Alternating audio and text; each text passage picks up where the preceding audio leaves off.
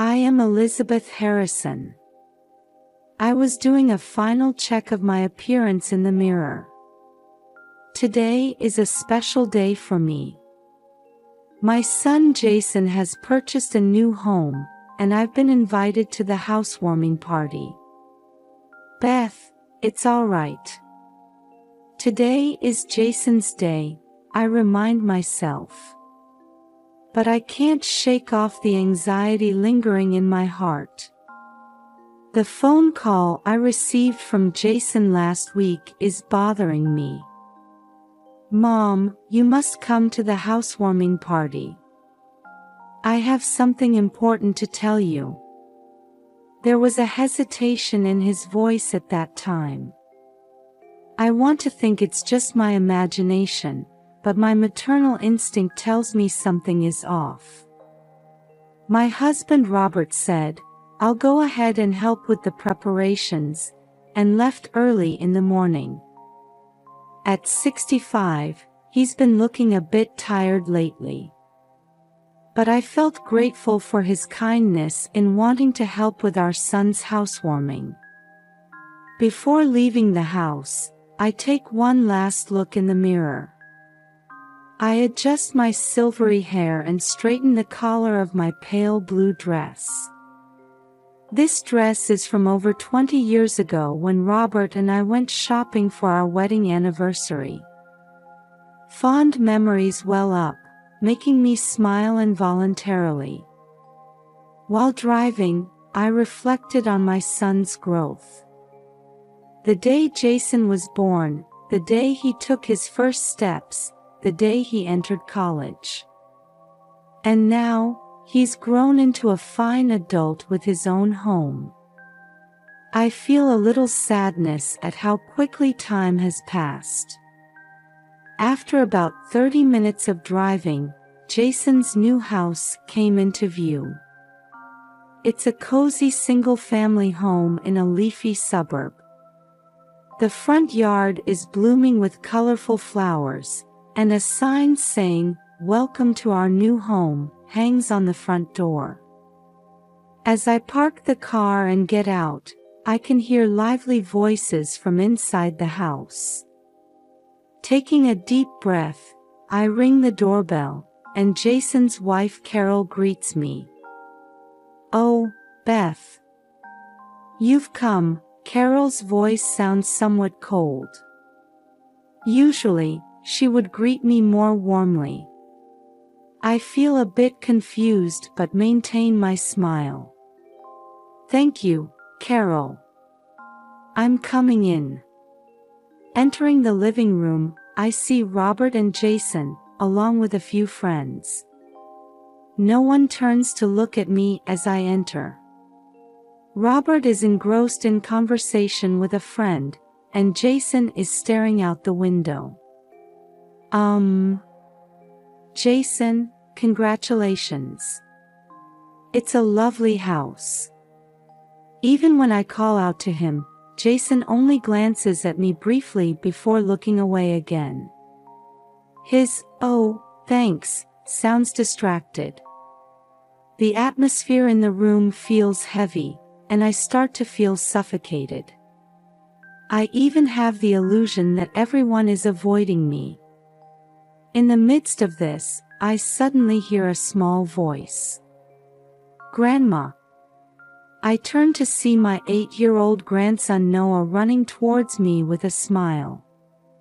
His pure smile eases my heart a little. "Noah, how have you been? Are you happy to see Grandma?" Noah nods vigorously and takes my hand. "Yes. I want to play with Grandma." Noah's warm attitude softens the cold atmosphere in the room a bit. But the rest of the family remains unchanged. Robert glanced in my direction but quickly returned to his conversation with his friend. Unable to hide my confusion, I stand quietly in a corner of the living room, observing this strange situation.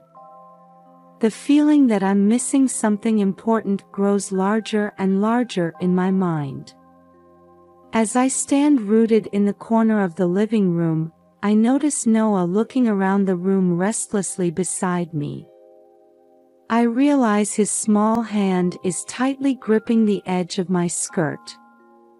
"Noah, what's wrong?" I ask gently. He looks up at me with big eyes and whispers in a small voice. "Grandma, let's go outside for a bit." Noah's voice lacks its usual brightness. I feel a bit anxious, but decide to grant my grandson's wish. "All right, let's go get some fresh air." We quietly slip out of the living room and head towards the garden without anyone noticing. The air outside feels refreshing, in stark contrast to the heavy atmosphere indoors. Once in the garden, Noah looks around, checking his surroundings. After confirming that no one else is around, he suddenly grips my hand tightly and says in a trembling voice, "Grandma, it's dangerous. We need to run away quickly." I gasp at those words. I can feel Noah's small body shaking. "Noah, what do you mean? What's dangerous?" I try to stay calm despite my confusion, sensing from Noah's serious expression that this isn't just a child's whim. "They're trying to take you away. Everyone was talking about it." Noah's voice was shaking. "Even though you don't want to." For a moment, I couldn't understand what he meant. But looking into Noah's fear-filled eyes, I realized this was no joke. "I understand, Noah. Thank you for believing in Grandma." I took a deep breath and made a decision. "Now, do as Grandma says. Let's walk quietly and slowly to the front of the house." We crossed the garden and walked to my car parked in front of the house. During that time, my heart was pounding fiercely. My head was full of questions about what was happening and what my family was planning. As we got into the car, Noah immediately fastened his seatbelt. I hurriedly sat in the driver's seat and started the engine. Looking in the rearview mirror at the house, I confirmed that no one has noticed our absence yet. "Noah, it's okay. Grandma will protect you." I tried to reassure Noah as I started driving. The shadows of the street trees glide over the car. After driving in silence for a while, I judged that we had reached a safe place and pulled over to the side of a quiet residential street. "Now, Noah, can you tell me slowly? What did you hear?" Noah took a deep breath and began to speak hesitantly. "Last night, I overheard Dad and Mom and Grandpa talking. They were all whispering. According to Noah, Jason, Carol, and Robert were planning to put me in a nursing home. And against my will. They said your bags are already packed in the car." Noah continued, tears welling up. "They said they'd take you right after the party ended." I was at a loss for words. To think that my family had been making such plans behind my back. I gripped the steering wheel tightly, filled with disbelief. "But why?" I murmured softly. Noah hesitated before revealing an even more shocking fact. "Grandpa said he used up all your retirement money. That's why they have to sell the house." At that moment, I felt something crumble inside me. My husband of many years, my beloved son and daughter-in-law. The family I trusted was trying to decide my life for me. A heavy silence fell over the car. Outside the window, people unaware of our situation go about their daily lives. That scene feels very distant to me now. "Noah, you're such a brave and kind child," I said, holding back tears. "Thank you for telling Grandma the truth." Noah nodded slightly and clung to my arm, saying in a small voice, "I wanted to protect Grandma." Those words spread warmth in my heart. Amidst the sadness of being betrayed by my family, this pure affection supports me. "Now, let's think about what to do next." I took a deep breath, trying to regain my composure. "But first, we need to find a safe place." As I started the engine, I steeled my resolve. From now on, I'll decide my own life. With that vow in my heart, we began to move forward on an unknown path. After driving for about 30 minutes, we arrived at a small cafe in an unfamiliar town. A warm sign reading, "Sunshine Cafe," welcomes us gently. "Noah, let's take a break," I said, taking my grandson's hand. As we enter the cafe, soft sunlight streams through the windows, and the aroma of coffee wafts through the air. This peaceful space is exactly what we need right now. We sit at a window seat, and I order hot chocolate and coffee from the waitress. Noah remains silent, fidgeting with his small hands on the table. "Now, Noah. It's okay. Can you tell me slowly?" I gently asked. Noah took a deep breath and began to speak hesitantly. "Grandma, actually." According to Noah, last night when he woke up thirsty in the middle of the night, he overheard the adults talking downstairs. Grandpa was saying, "I've used up all of Beth's retirement money. We can't pay back the loans unless we sell the house." At those words, I almost dropped my coffee cup. "Robert, used my retirement money?" Noah nodded slightly and continued. "Dad was angry. He said, 'How could you do such a thing?' But Grandpa said, it was just an investment failure." Events from the past raced through my mind like a flashback. Robert suddenly buying an expensive car, frequent overseas trips. At the time, I was happy thinking his work was going well. But were all of these funded by my retirement money? So, Dad and Mom. Noah continues, choosing his words carefully. "They said if they put Grandma in a nursing home, they could sell the house and make money." At that moment, I felt something freeze inside me. Even my beloved son and daughter-in-law were involved in this plan. "But why?" I asked in a trembling voice. Noah answered with a bit of hesitation. "Dad was saying, the loan repayments are getting tough. We might lose the house at this rate." Suddenly, events from the past few months became vivid. Jason frequently mentioning financial worries, Carol not going shopping as often as before. It all connected. "I see." I let out a deep sigh. Everyone was struggling with money. Noah nods silently. In those small eyes, I could see the earnestness of trying to understand the complexities of the adult world. I quietly closed my eyes, reflecting on my life so far. Married for nearly 40 years, I trusted and supported Robert. I raised Jason, rejoiced in his growth, and wholeheartedly celebrated the birth of my grandson Noah. To think that such a family was trying to decide my life arbitrarily.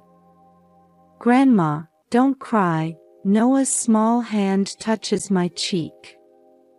I realized tears were streaming down my face. "It's okay, Noah," I force a smile. "Grandma's just a bit shocked." However, along with sadness, a quiet anger was also welling up. The pain of years of trust betrayed, and the humiliation of almost having my life decided by others. These emotions are swirling inside me. "Noah, you're truly a brave and kind child." I squeezed my grandson's hand. "Thank you for telling Grandma the truth." Noah nodded slightly and said in a small voice, "I wanted to protect Grandma." Those words spread warmth in my heart. Amidst the sadness of being betrayed by my family, this pure affection supports me. "Now, let's think about what to do next." I took a deep breath, trying to regain my composure. "But first, we need to find a safe place." Through the cafe window, I could see the sun starting to set. Before the new morning comes, we must take action. "Noah, will you come with Grandma?" I asked, and Noah answered without hesitation, "Yes." At that moment, I made my decision. From now on, I'll decide my own life. With that vow in my heart, we prepared to start on an unknown path. Noah and I decided to stay at a nearby hotel for the night after leaving the cafe. As we entered the room, reality hit me all at once, and I let out a deep sigh. "Noah, you'll have to go home tomorrow morning," I said, and Noah's face looked anxious. "But, Grandma." "It's okay. Grandma is strong." I smiled at him. "Noah, can you watch everyone at home?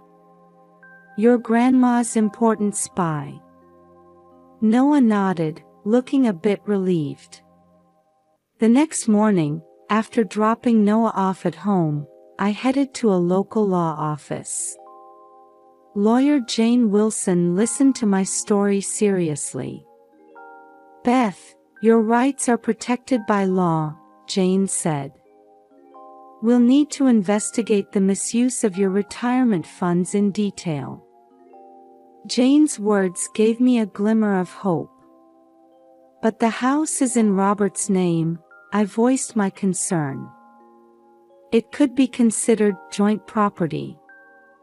"It was acquired during the marriage," Jane gave me a reassuring smile. While proceeding with legal measures, I needed to secure a place to live for the time being. Jane introduced me to a local social worker. Social worker Martha greeted me with a warm smile. "Beth, you're in a difficult situation. But let's find a solution together." With Martha's help, I was introduced to a short-term stay facility for seniors in the area. "Here, you can think calmly about your next move," Martha said. When I arrived at the facility, I had an unexpected reunion. Eleanor, my former neighbor, was volunteering there. "Oh my, Beth. It's been a while." Eleanor's face showed surprise. When I explained the situation, she deeply sympathized. "You've been through a lot.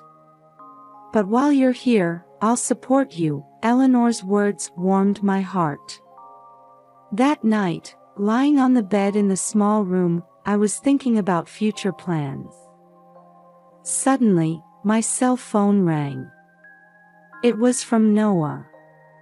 "Grandma, are you okay?" he asked in a small voice. "Yes, I'm fine. Did you hear anything, Noah? Yes. Dad and Mom were fighting. Grandpa was angry too. Noah's words made me feel that cracks were forming within the family.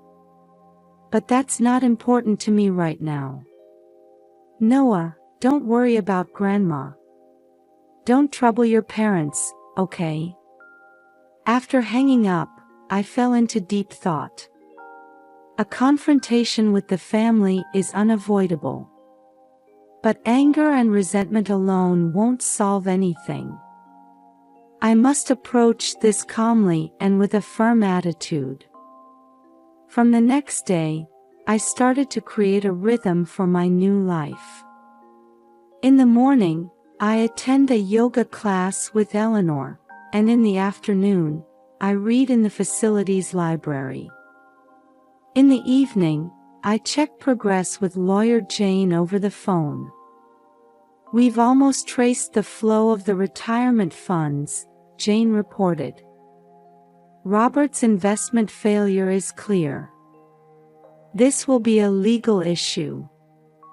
After about a week, I was gradually regaining my confidence. Interactions with Eleanor and other residents increased, and my sense of loneliness faded. One day, Martha brought some good news.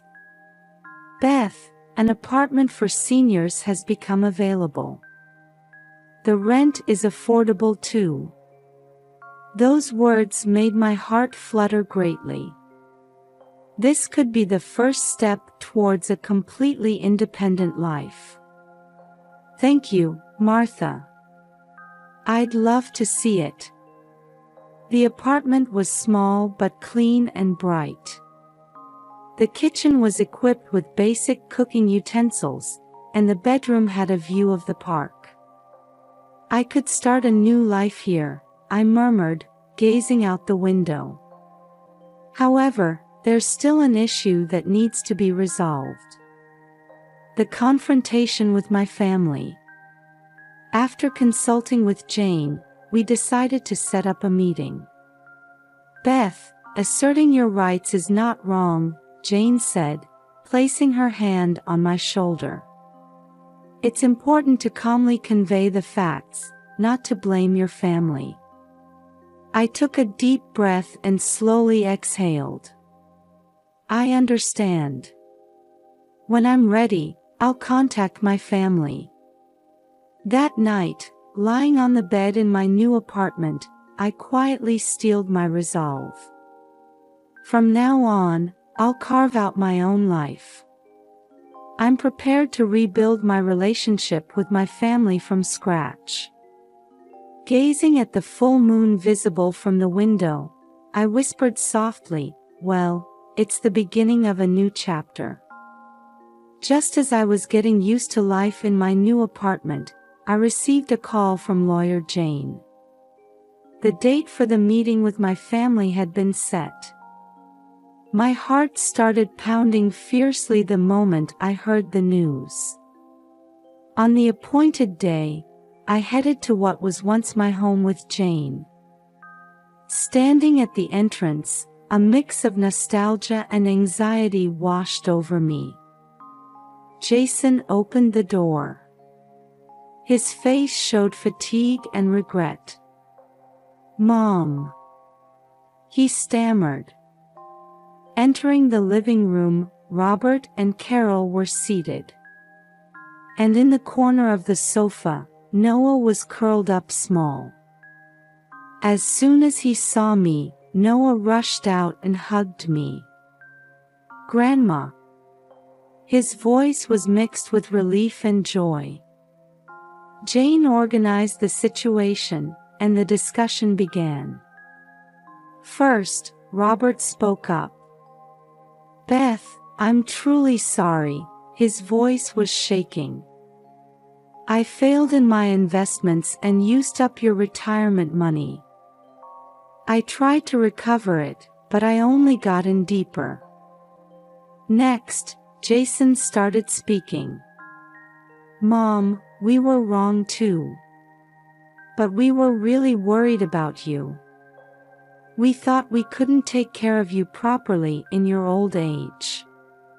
Carol also spoke, her eyes welling up with tears. Beth, our thinking was shallow.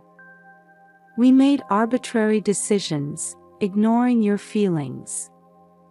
As I listened to their words, various emotions swirled inside me. Anger, sadness, and even a little sympathy. Taking a deep breath, I began to speak quietly. Everyone, please listen. I was deeply hurt. I felt betrayed by the family I trusted. For a moment, the room fell silent. But, I continued, I understand that you all had your own struggles. However, why didn't you consult with me? We could have thought of a solution together. Robert covered his face with both hands. I was ashamed. I didn't want to disappoint you. Jason also bowed his head. We didn't want to worry you, Mom. I looked at them and said firmly, as a family, we should share both good and bad things. I still have the strength to live my own life. Don't forget that. At those words, all family members looked surprised. Noah said in a small voice, Grandma, you're strong. That comment seemed to soften the atmosphere in the room a little. Jane began the legal explanation. The misuse of retirement funds, the issue of house ownership, and plans for future living arrangements. The family listened intently. After the explanation, Robert said with determination, Beth, I'll repay the full amount. It might take time, but I'll definitely keep my promise. Jason and Carol also said, we'll do everything we can. Those words lit a small spark of hope in my heart. However, it will still take time to fully regain trust. Thank you, everyone. But it will take time to rebuild trust. I have my own life. I want you to respect that. The family nodded silently.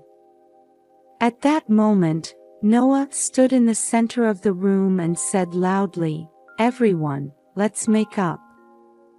Let's all take good care of Grandma. That pure wish brought small smiles to the adults' faces. I exhaled deeply and said, That's right, Noah. Let's all build a new relationship. From that day on, bit by bit, my relationship with my family began to change. Robert started making regular repayments, and Jason and Carol began visiting my apartment on weekends. Noah cherishes the time he spends with me even more than before. His words, Grandma, I'll protect you now, fill me with genuine warmth. One evening, I was standing on the balcony of my new apartment, watching the setting sun. Suddenly, my phone rang. It was Robert. Beth, would you like to come for dinner tomorrow? We'd like to have a meal together, all of us. At those words, I hesitated a bit but answered, Yes, I'll come. After hanging up, I looked up at the sky. I still haven't completely forgiven the past. But I'm ready to take a step towards a new future. Well, it's the beginning of a new chapter, I reminded myself once again. This time, it's a new path to walk with my family. It's a challenge, but also a hope.